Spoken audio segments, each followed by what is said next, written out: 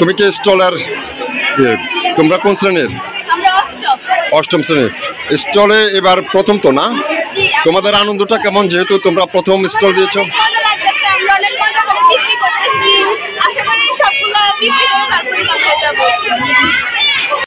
আমরা একটু যারা এখানে ছাত্রী রয়েছেন তাদের সাথে কথা বলার জন্য চেষ্টা করব।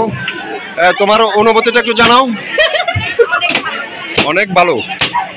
আর তোমাদের অনুভূতি? অনেক ভালো। তোমার? এবারে তো প্রথম না, তোমাদের পিঠা উৎসবটা তো এবারে প্রথম, তো এবারে কেমন আনন্দ এনজয় করছো?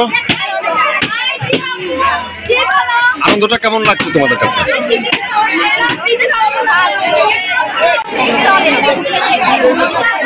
তোমাদের আনন্দটা এবারের পিঠা উৎসবে ভালো লাগছে? কেমন বেচা কিনে হয়েছে? মামনি তোমার কেমন আনন্দ ফিল করছো এবার? অনেক ভালো লাগছে। কেমন লেগেছে এবারের পিঠা উৎসব?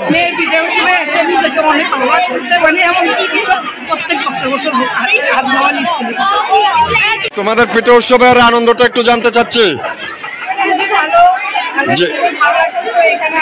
আমাদের স্কুলে একটা পিঠা অনুষ্ঠান হচ্ছে, আমাদের খুবই ভালো লাগছে, অনেক মানুষ আসছে দেখতেছে, সুনাম হচ্ছে যে আমাদের স্কুলে হচ্ছে, এটা দেখে অনেকে হয়তো আগ্রহ প্রকাশ করছে।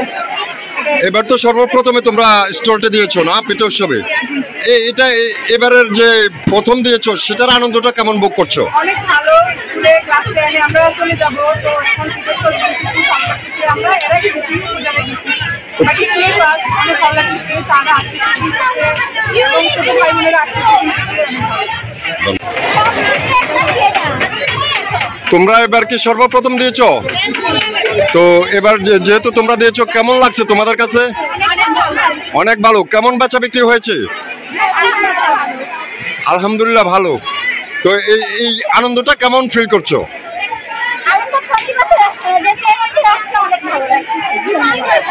আমরা দেখতে পাচ্ছি স্টলগুলোতে উপচে পড়া শত শত ছাত্র ছাত্রীদের ভিড়।